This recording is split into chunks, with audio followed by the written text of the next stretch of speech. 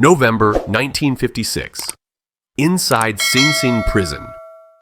Bumpy Johnson was beaten unconscious by 7 prison guards in his cell.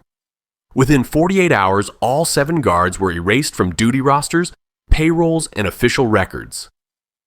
How does a man lose consciousness and still make an entire system retreat? Sing Sing in the mid-1950s was not a prison designed for transparency. It was designed for containment built in layers of stone steel and assumptions that no longer held. Decades of rushed expansion had outpaced oversight, leaving the institution dependent on routine rather than verification. What appeared orderly from the outside concealed a system accustomed to not looking too closely. The layout itself revealed the problem long before any violence occurred. Older cell blocks were fused to newer wings through improvised corridors and angled junctions that never existed in the original plans. Official blueprints continued to circulate, but they described a structure that no longer matched physical reality. The real prison functioned in the gaps between revisions. By 1956, surveillance followed convenience instead of risk. Cameras protected administrative corridors and renovated sections meant to reassure inspectors, while older blocks were labeled stable and therefore ignored. No upgrades were requested because nothing serious had ever been formally recorded there. Silence over time was mistaken for proof of control. The cell assigned to Bumpy Johnson sat precisely where attention failed. It occupied the junction of 2 aging corridors, a space where light thinned and sound lost direction. Veteran guards recognized the location immediately, even if none could explain it in writing. It was a blind zone that had existed for more than a decade without correction. Blind zones do not endure by accident. They persist because people adapt to them and then learn why it is safer not to speak. At Sing Sing, this knowledge passed quietly between shifts, reinforced by habit rather than instruction. No order protected the cell, yet no one challenged its invisibility. Bumpy's presence changed the tone of the block without raising alarms. He was not disruptive, not violent inside the walls, not the kind of inmate who forced constant documentation to shield staff. His name carried weight, but not the kind that invited scrutiny. Around him, restraint became reflex. There are inmates who cause guards to write more in order to protect themselves later. There are others who cause guards to hesitate because every sentence feels like it could return with consequences. Bumpy belonged to the latter category. With him, omission felt safer than accuracy. This behavior was never written into any manual. It lived in pauses during the roll call, in looks exchanged without comment, in supervisors who accepted silence as efficiency. Nothing to report became more than a phrase. It became a form of risk management. New guards assigned to the block noticed the difference immediately. The area was quieter, less documented, and oddly untouched by scrutiny. They were told it was a calm assignment, predictable and uncomplicated. Questions were met with half answers that discouraged follow-up. Later inspection reports would attempt to explain the flaw in technical language. They would cite obstructed sightlines, outdated architecture, and blind intersections created by layered renovations. But in 1956, none of those explanations existed on paper. What existed instead was practice reinforced night after night. Night shifts narrowed oversight even further. Staffing thinned lights dimmed and assumptions replaced verification. Sing Sing did not fully sleep, but it also did not watch carefully. The absence of past incidents became justification for inattention. That inattention created something more dangerous than negligence. It created opportunities shaped not by conspiracy, but by predictability. A place where action could occur without resistance because resistance had never been planned. A place that required intention to notice, not reaction to respond. No camera needed to be shut off because none had ever been aimed there. No report needed to be erased because one might never be written. The system did not fail in that corridor. It operated exactly as it had been conditioned to operate. This was the cell's true danger. Not secrecy, not corruption, but familiarity stretched until it became invisibility. The blind spot survived because it was useful, and usefulness discourages inspection. It remained untouched because nothing had ever forced the prison to confront it. As midnight approached, nothing signaled a break from routine. Footsteps echoed with familiar rhythm, keys turned without urgency, and doors closed as they always had. No warnings circulated and no precautions were reviewed. Everything suggested another uneventful night. That was the moment the system was most exposed. All the conditions were already in place long before anyone entered the corridor. Nothing needed to change for a line to be crossed. The prison itself had prepared the ground. The 7 men were not chosen by chance, and they were not assembled in a hurry. Each name had already passed through the system many times, flagged not for discipline, but for disappointment. They were familiar enough to be trusted and compromised enough to be useful. In a prison like Sing Sing, that combination mattered more than loyalty. Every one of them carried a personal pressure that never reached official reprimand. 2 were buried under gambling debts that never appeared on financial disclosures. 1 had a mortgage he could no longer service after a denied promotion quietly cut his overtime. Another was linked unofficially to a custodial death years earlier that had ended without charges and without closure. What tied them together was not violence, but stagnation. All 7 had been denied advancement in the same year, each rejection delivered without explanation and without appeal. Promotions moved around them, not through them. They remained in place long enough to feel invisible but not forgotten. In correctional institutions, stagnation breeds predictability. Men who no longer expect reward stop imagining consequences beyond the next shift. They follow routine because routine has already failed them. That mindset is not reckless, but it is pliable. The selection process did not involve a meeting or a written list. It unfolded through conversations that never lasted long enough to be remembered clearly. A supervisor mentioned a gap in the roster, a need for reliability, a night requiring experienced hands. No one objected because nothing explicit had been asked. Their assignment came as a spoken instruction. No signatures, no paperwork, no trail that could be followed later. In an institution that thrived on documentation, this absence was deliberate. Oral orders left no residue. Each of the 7 understood the implication without having it stated. This was not a sanctioned operation, but it was not forbidden either. The silence around the task was itself the signal. They were being trusted with something that could not be written down. The objective was never framed as lethal. Killing Bumpy Johnson would have triggered attention no one wanted. A death inside the walls carried automatic consequences, reviews, and outside eyes. That was not the point. The point was to test response. To see whether force could be applied without resistance, whether authority would correct itself or remain passive. A beating could be explained away, ignored, or softened by paperwork. A death could not. Each man understood the difference. They were not being asked to cross the final line, only to approach it closely enough to measure how far it could be pushed. In systems built on precedent, testing boundaries is a form of power. The timing mattered as much as the personnel. The shift was late enough to avoid scrutiny, early enough to allow cleanup before morning routines. Staffing was thin, supervisors distant, and oversight relaxed. The conditions were ideal for something meant to be felt but not recorded. None of the 7 believed they were acting alone. They assumed protection existed higher up, even if it was never promised. In bureaucracies, assumption often replaces assurance. The lack of denial was taken as approval. There was also a shared belief that Bumpy's reputation worked in their favor. He was known, talked about, and quietly respected, but he was still incarcerated. If the system truly cared, it would have intervened long ago. That logic felt convincing in the moment. What they did not consider was how systems respond when their own limits are challenged. Institutions tolerate abuse until it threatens stability. This was not about punishment or control, but calibration. Someone wanted to know where the edge really was.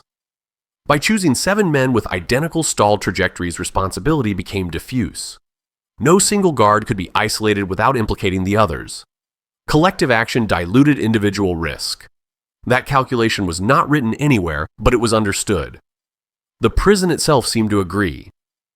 No alarms were raised when the roster was adjusted. No questions followed the verbal instruction.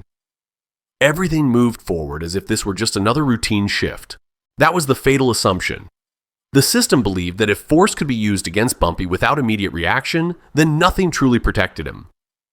And if nothing protected him, then everything else inside those walls was negotiable. This was never about settling a score. It was about discovering whether boundaries still existed. The 7 men were not executioners, but instruments. And that night they were sent to find the line by stepping toward it together. 11:42 p.m. was the quietest point of the night shift, the moment when Sing Sing thinned out by design. Counts had been completed, supervisors retreated to paperwork, and movement slowed to a rhythm guards trusted. It was the hour when routine did the most work and questions did the least. Silence at that time felt earned. The corridor outside the cell carried no warning. Footsteps were ordinary keys, sounded no different than they had an hour earlier, and no order was spoken aloud. The approach was deliberate precisely because it did not announce itself. Nothing about the moment suggested urgency or conflict. There was no shout when the door opened, no raised voice, no command meant to be heard beyond the bars. What happened inside the cell began without spectacle, as if the space itself absorbed the intent. The first blow landed where cameras never looked. There was no cry for help because no one believed help would come. In places like this, noise only accelerates outcomes that cannot be reversed. Silence is not submission, it is calculation. The absence of sound was the first sign that the night would pass without interruption. Bumpy Johnson did not fight back. That detail mattered more than any injury that followed. Men who witnessed power before learned that resistance invites escalation while stillness forces a decision. In that moment, restraint carried weight. Those closest to the corridor felt it before they understood it. A shift in air, a brief disruption of rhythm, the sense that something had moved without permission. No one stepped closer. No one stepped away. The beating was efficient rather than frantic.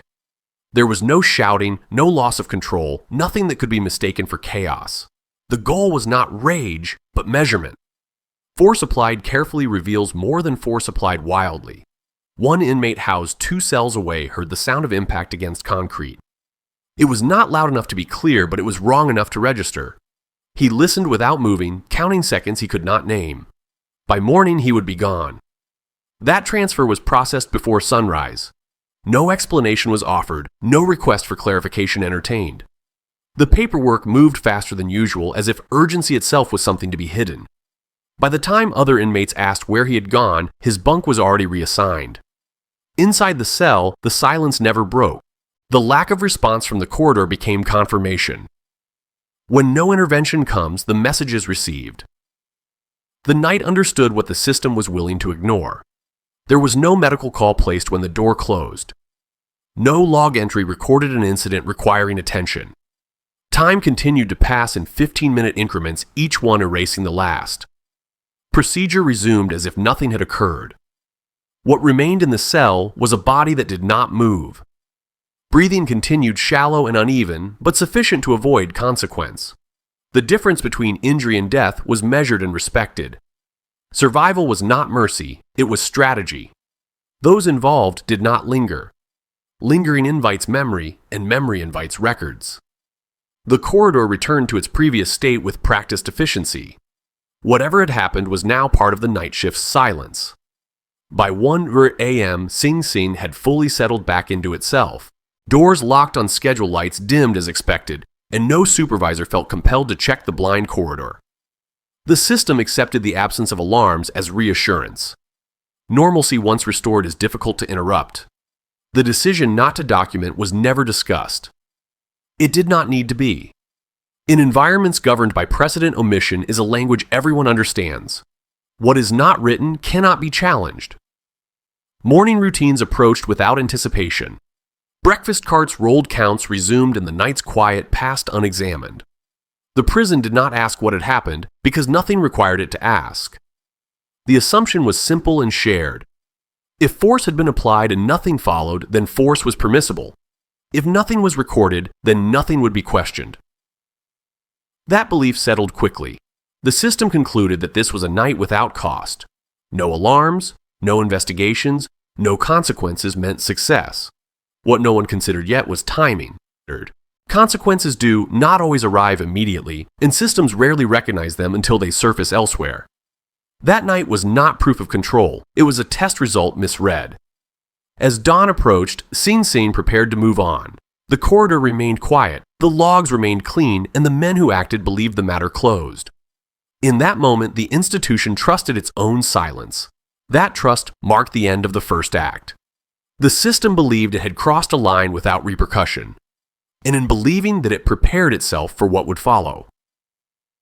For more than 6 hours, Bumpy Johnson did not regain consciousness. The night shift handed the corridor over to Dawn without comment, as if nothing required explanation. Breathing was present, shallow and uneven, but present. In a place like Sing Sing, that distinction mattered. The body was discovered without urgency. A routine count paused, then resumed, and the door remained closed longer than usual. No alarm was triggered because no threshold had been crossed. Injury, unlike death, does not force the system to act. The prison doctor arrived late and stayed briefly. He did not kneel, did not linger, and did not ask how the injuries occurred. His examination was measured and incomplete, focused on whether the body could sustain itself without intervention. What he saw confirmed what the night had intended. He's breathing. That's enough. The sentence landed with finality, not indifference. It drew a line that could not be appealed. Breathing meant survivable, and survivable meant manageable. A signed injury report would have changed everything. It would have created a timeline, a chain of custody, and a reason for outside eyes to appear. Paperwork transforms events into obligations. The refusal to sign preserved silence. No transfer was requested. Moving Bumpy to a hospital would have created witnesses who did not belong to the prison and questions that could not be contained. Ambulances announce significance, and significance attracts scrutiny. The decision was made to keep the body where it lay. Within the walls, this choice was understood. Keeping him inside reduced exposure, reduced liability, and reduced the chance that anyone would ask for a narrative. The absence of motion was treated as stability. Stability in this context was survival. Hours passed without intervention. Guards rotated keys, changed hands, and the corridor absorbed the shift change without friction. Each passing minute normalized what had happened by allowing it to continue. Time itself became an accomplice. There were injuries that could be seen and injuries that could not. Bruising, swelling, the subtle irregularity of breath were noted silently. No measurements were taken, no photographs captured. Observation stopped at acknowledgement. The medical file remained thin by design. Entries that would normally describe condition and cause were replaced with generic language that committed to nothing. What was not written could not be challenged later. The record did not deny harm, it simply avoided naming it. This was not negligence masquerading as oversight. It was calculation shaped by experience. In correctional environments, attention creates consequence, and consequence invites accountability. The easiest way to avoid both is to let time pass. Morning activity resumed around the cell. Food carts rolled, counts were called, and the prison returned to its habitual rhythm. No one was instructed to check again because checking would require recording. The body remained breathing and therefore unresolved. Those who saw him did not speak about it. Silence moved through the corridor more efficiently than orders. A glance, a pause, a door closed slightly faster than usual communicated enough. Nothing else was required. The logic was brutally simple. As long as Bumpy remained alive, the night could be framed as an incident without a name. Death would have forced definition. Survival preserved ambiguity. That ambiguity protected everyone involved. It shielded the guards, the supervisors, and the institution itself from immediate consequence. It also postponed resolution, which in systems like this often feels indistinguishable from closure. The moment passed and the record stayed quiet. By mid-morning, his breathing stabilized. The danger shifted from acute to manageable, from urgent to inconvenient. With that shift, attention faded further. What did not demand action rarely received it. This was the point where the system believed it had succeeded. Force had been applied and nothing followed. No investigation opened, no supervisor asked questions, and no report required signatures. The prison interpreted the absence of response as confirmation, but the calculation misunderstood one thing. Survival does not erase events. It delays their consequences. Keeping Bumpy alive avoided immediate exposure, but it preserved memory. And memory, unlike paperwork, does not disappear when ignored. By the time he would wake, the decisions had already been made. The refusal to document the choice not to transfer the acceptance of breathing as sufficient had sealed the night. The body left behind was not evidence, it was leverage waiting to be recognized. That was the misjudgment. They believed consciousness was the threat. In truth, the only requirement was life. As the hours continued to pass, Sing Sing settled into its confidence. The system believed it had found the exact amount of force it could apply without consequence. In that belief, it prepared itself for the next phase, unaware that the boundary it tested had already begun to push back. While Bumpy Johnson lay unconscious, Harlem did not slow down. The neighborhood had learned to read absence the way others read headlines, sensing disruption before it was explained. No sirens cut through the morning, and no public reaction followed, yet something fundamental shifted. Silence arrived too evenly to be accidental. Inside Sing Sing, 3 phone calls left the facility before dawn. They were placed from offices that rarely used the phone at that hour and logged nowhere official. Each call was brief, deliberate, and never repeated. The absence of a record was not an oversight, it was the design. Those calls did not carry details. They relied on timing and on the shared understanding of what urgency without explanation meant. In closed systems, implication travels faster than language. Whoever answered knew enough from the hour alone. One call reached a lawyer who did not head toward the prison. He dressed quickly and went straight to the prosecutor's office instead, bypassing Sing Sing entirely. That choice mattered more than any document he could have filed. It reframed the situation without committing it to paper. He did not demand access to the cell or request medical records. He did not ask for names reports or explanations. He appeared, spoke briefly behind closed doors, and left without leaving a trace. Presence, not protest, was the message delivered. By the time the city woke, Harlem had already responded. Numbers runners failed to appear at their corners, envelopes stayed sealed, and cash stopped moving on schedule. For 12 hours, the flow froze everywhere at once. Uniform silence replaced routine noise. That pause was not panic. It was calibration. In Harlem's underground economy, stopping money is the loudest signal available. It announces that something is being measured and that no one should act prematurely. No statement followed the freeze. No threat was issued and no demand accompanied it. The stoppage itself carried enough meaning to reach the right people. Those who understood the language did not ask questions. Inside Sing Sing, the morning routine continued untouched. Counts were completed, meals distributed, and reports filed with practiced indifference. Nothing about the night was mentioned because mentioning it would require explanation. The prison mistook routine for insulation.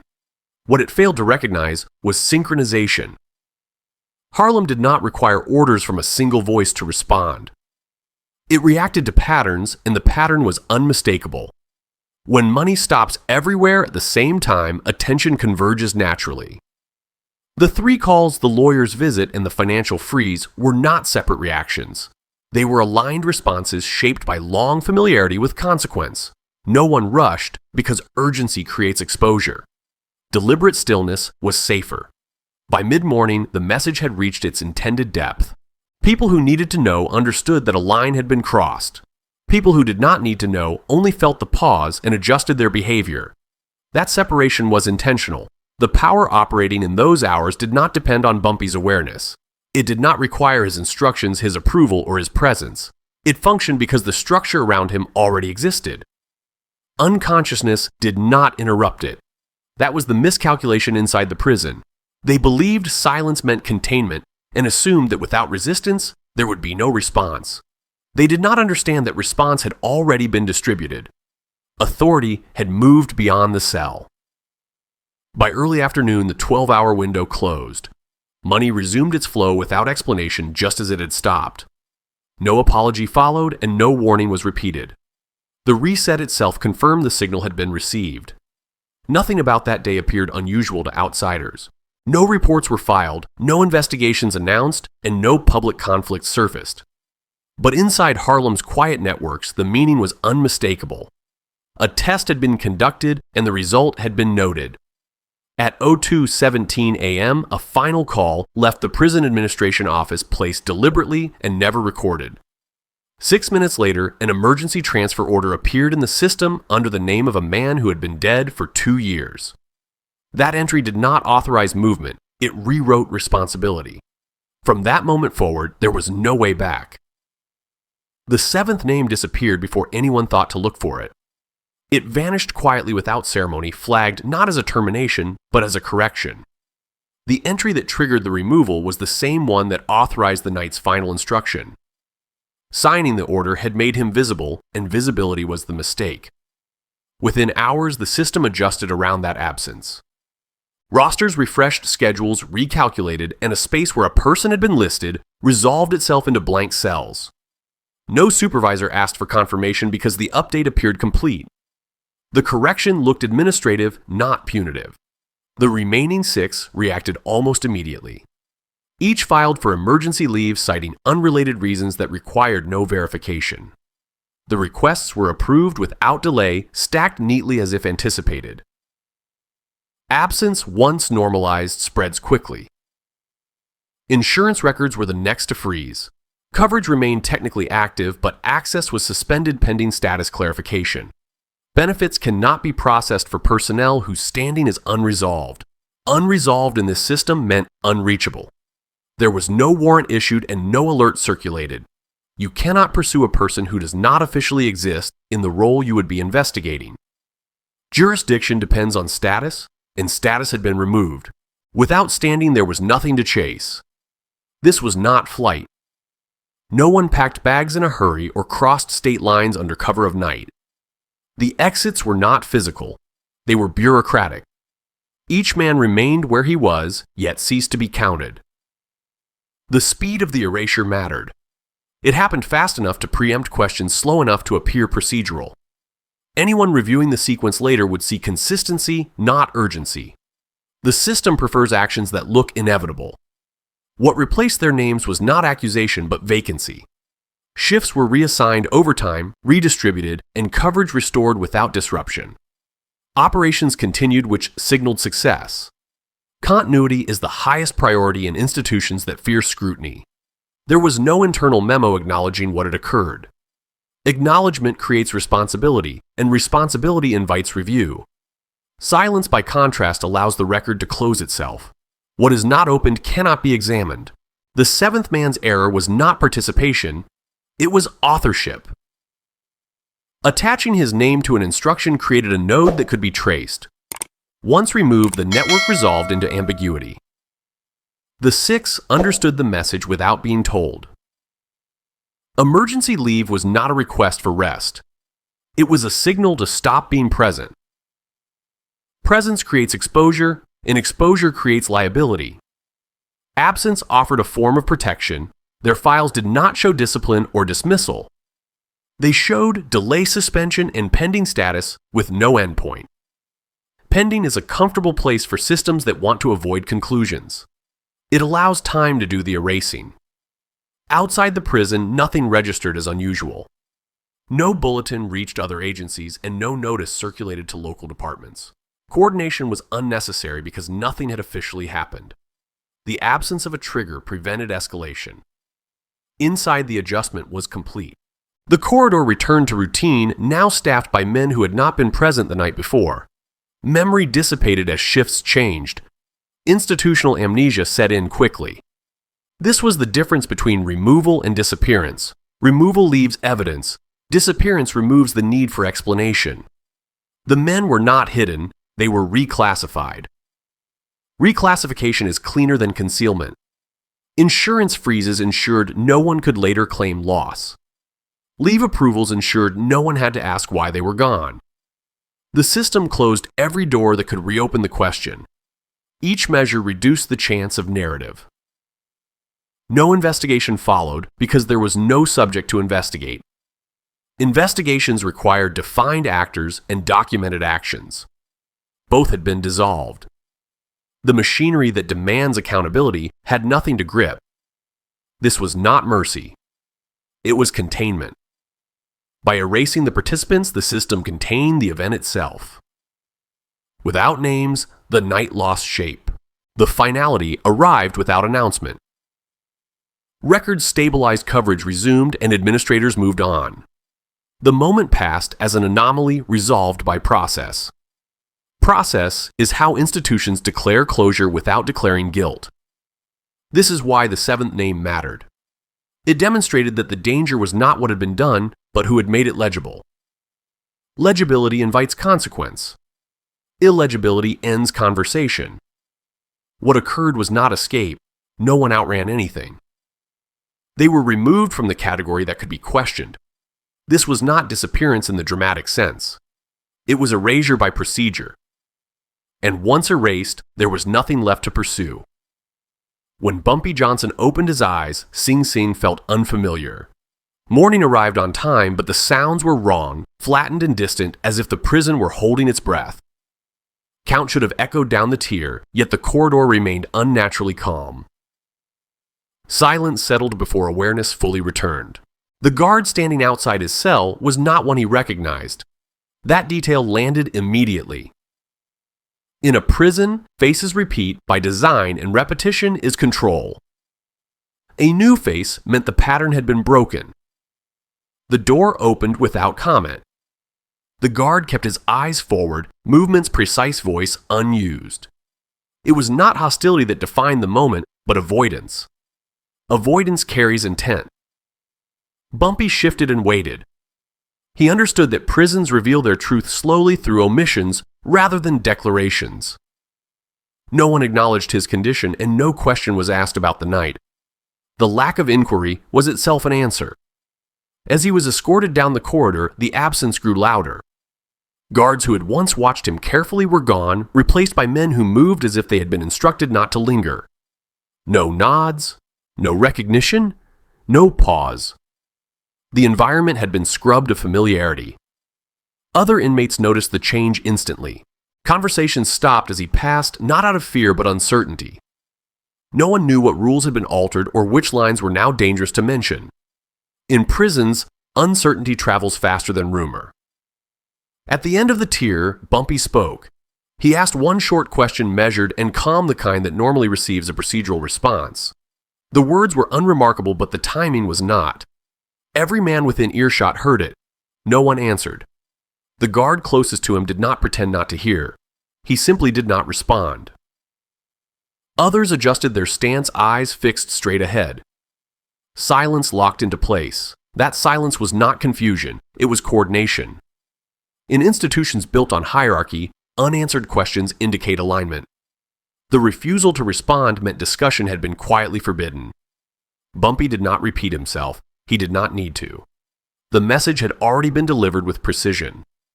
Something had been decided while he was unconscious. Throughout the morning, the pattern held. Guards rotated shifts, procedures were followed, and not a single familiar voice returned. Routine continued, but memory did not. The prison had replaced recognition with protocol. Meals arrived without comment. Counts were conducted with mechanical accuracy. No deviation occurred that would justify explanation, and that consistency was deliberate. Normalcy had been reconstructed around erasure. This was not intimidation. No threats were issued and no force displayed. Power operated through collective restraint. When an institution agrees not to remember, confrontation becomes impossible. Later accounts would describe the morning differently. Some would claim the guards appeared shaken, others that they were merely professional. Memory bends based on position and distance. What does not bend is the absence of dialogue. Silence in this environment was not neutrality. Information is currency in prison, and silence is a choice to withhold it. Every man present understood the cost of breaking it. No one tested that cost. Bumpy observed without reacting. He had spent years reading rooms where speech was a liability. This was not confusion.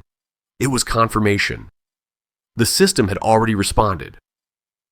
By midday, the quiet hardened into permanence. No supervisor appeared to contextualize the night, and no report circulated to frame events. The institution moved forward as if nothing required resolution. That forward motion was the resolution. The prison did not deny what had happened. It simply refused to name it. Naming creates accountability, and accountability invites scrutiny. Silence preserved control. This was the aftermath no one would document. There were no announcements, no corrective measures, no acknowledgments of error. The absence of response functioned as collective admission. Everyone understood that a line had been crossed. What followed was recalibration. Guards adjusted posture, inmates adjusted expectations, and the corridor learned a new boundary. The system corrected itself without explanation. Bumpy did not need confirmation. The morning had delivered its verdict. The silence was complete. And in that silence, Sing Sing made its position clear. Whatever had happened would not be discussed, revisited, or questioned. The quiet was not temporary. It was final. No complaint ever reached the prosecutor's desk. Not from the prison, not from medical staff, not from the man who had been found unconscious behind a locked door. Without a complaint, there was no file to open and no clock to start. Silence became procedure. Prosecutors wait for entry points. A report, a signature, a request, any one of them forces motion. None appeared. What did not arrive mattered more than what did. The prison supplied nothing that could be challenged. There was no assault report, no medical certification of excessive force, no named incident requiring review. What existed was neutral phrasing about a condition resolved internally. Internally in this case meant nowhere. Families of the 7 guards did not sue. No wrongful termination claims surfaced, no civil filings named defendants, and no hearings were requested. The men were not arrested, charged, or officially dismissed. They were simply absent. Absence cripples civil action.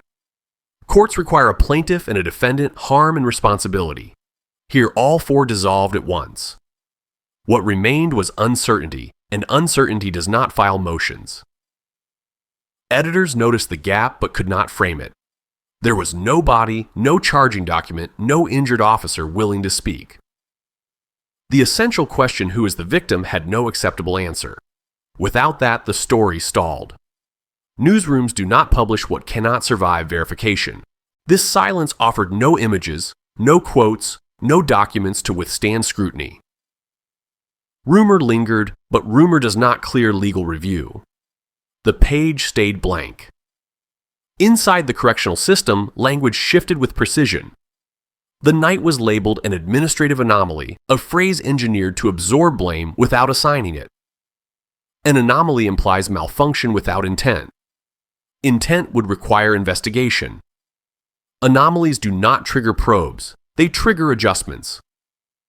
Rosters were revised, protocols quietly clarified, and oversight memos updated without context. The machinery turned just enough to suggest resolution. Oversight agencies never entered the picture. There was no death to mandate review, no outside hospitalization to flag authorities, no disciplinary action to appeal. Systems designed to respond to extremes found none. Normal thresholds were never crossed. Internal affairs depends on internal records. When records are thin, authority weakens. The absence of paperwork looked like efficiency, not concealment. Efficiency is how bureaucracies declare closure without explanation. The man at the center did not press the issue. Bumpy Johnson filed no grievance and made no formal accusation. Without his signature, momentum collapsed. Silence from the center weighs more than noise at the edges. This was not coincidence. It was alignment. Every party capable of escalation also had reason to avoid it. The prison feared scrutiny, prosecutors feared jurisdictional ambiguity, families feared exposure, and editors feared an unprovable claim. Alignment requires no meeting. Shared risk produces shared restraint. When outcomes threaten everyone involved, inaction becomes consensus. Time did the rest. Days passed without leaks, weeks without names, months without questions. Attention shifted to cases with sharper edges. Silence matured into precedent. By the time anyone considered reopening the matter, it no longer resembled an event. It had become an absence. Absences resist investigation because they refuse shape. The truth starved. Evidence thinned, witnesses scattered, and willingness evaporated. Hunger replaced inquiry. This is how cases die without denial. Not through lies, but through deprivation. When every path forward carries consequence, the system chooses stillness. The night did not disappear because it was disproven. It disappeared because proving it would have destabilized too much. Silence was safer. When all sides fear the result, truth is not buried. It is never fed. After that night, the violence stopped. not gradually and not by order, but completely. No sudden searches, no unexplained discipline, no pressure applied where cameras did not reach. The silence that followed was deliberate. Inside Sing Sing routine resumed with a difference that did not need explanation. Guards moved with exaggerated correctness around Bumpy Johnson, careful to follow procedure where discretion had once been used. Distance replaced familiarity, and familiarity had been the danger. Precision became protection. The change was visible to everyone else. Inmates noticed how conversations stalled when he approached, how eyes lowered and bodies shifted aside. Patterns like that do not require instruction. In prison, repetition teaches faster than warning. An unwritten rule took shape and held. If a boundary exists and is never tested again, it becomes law. No memo announced it, and no authority claimed credit. Compliance arrived quietly and stayed. This was not respect born of fear. It was recognition of cost. Everyone involved had seen what followed when force crossed a line that could not be erased. The memory of consequence proved more durable than threat. Harlem understood it without detail. Outside the walls, the story reduced itself to a conclusion: something had been tried, and it had failed. No names were needed and no proof demanded. The result was enough. From that point on, Bumpy was described as untouchable. Not because he had gained strength or protection, but because the system had measured the outcome of excess. Untouchable did not mean immune. It meant unprofitable. Inside the prison, that calculation governed behavior. Any action against him would invite attention no one wanted. The night had demonstrated how quickly a contained decision could expand beyond control. The risk outweighed the impulse. The absence of further incidents became the signal. Silence returned to the corridor and stayed there. When violence does not come back to a place where it once occurred, it indicates learning. Institutions learn by surviving their own mistakes. Bumpy did not test the shift. He did not demand privilege or provoke reaction. He observed, adjusted, and allowed the quiet to harden. Stability in this context was victory. That restraint reinforced the boundary. Had he pressed the line, might have been challenged again. Instead, it remained intact, preserved by mutual avoidance. Durable power rarely announces itself. Years later, men would describe the change without naming it. They would say the block felt different afterward, less volatile, more deliberate. No one traced the shift to a single cause. Everyone knew where it started. This is how unwritten law embeds itself. Not through declaration, but through memory. Once a system witnesses its own vulnerability, it recalibrates permanently. Forgetting becomes too expensive. The line was never crossed again because it no longer needed testing. The experiment had already produced its result. Force applied beyond the safe limit created consequences that escaped containment. That lesson stayed. Harlem treated the outcome as confirmation. There was no celebration and no announcement. Understanding moved through conversations that avoided specifics. Silence preserved accuracy. In that quiet, Bumpy's position fixed itself. Not elevated and not mythologized, but settled. The system knew where he stood and adjusted accordingly. This was not a triumph built on dominance. It was an equilibrium forged by exposure. Everyone involved had seen what happened when restraint failed. No one wanted to see it again. The line held because it was remembered. Memory became enforcement. Enforcement no longer required action. That is how the story ended. Not with punishment, not with justice, and not with closure. It ended with a boundary that remained untouched. Not because Bumpy was stronger, but because the system had already learned what happens when it goes too far. There were no 7 bodies. No courtroom, no indictment, no sentence ever read into the record. Only 7 names that never surfaced again in any public system, erased so completely they could no longer be summoned, questioned, or defended. And Bumpy Johnson woke inside a prison and realized that nothing more needed to be said. He did not accuse. He did not demand explanations. He understood something colder than justice had taken over the system, had recognized the cost of going too far, and corrected itself before the damage spread. What disappeared was not memory, but appetite, the willingness to test that boundary again. This file closes without resolution because resolution would have required exposure. Instead, it ends with restraint that held. Sometimes power does not announce itself through punishment or verdicts, but through silence that never breaks and violence that never returns. That is how the record stays clean and the lesson stays intact. If this investigation stayed with you like the report, and share it with someone who understands how history hides its sharpest edges. Subscribe for more cases drawn from sealed files, quiet corrections, and consequences that never reached court. When the law leaves no record but the violence never comes back, did justice fail, or did power reveal its most dangerous form?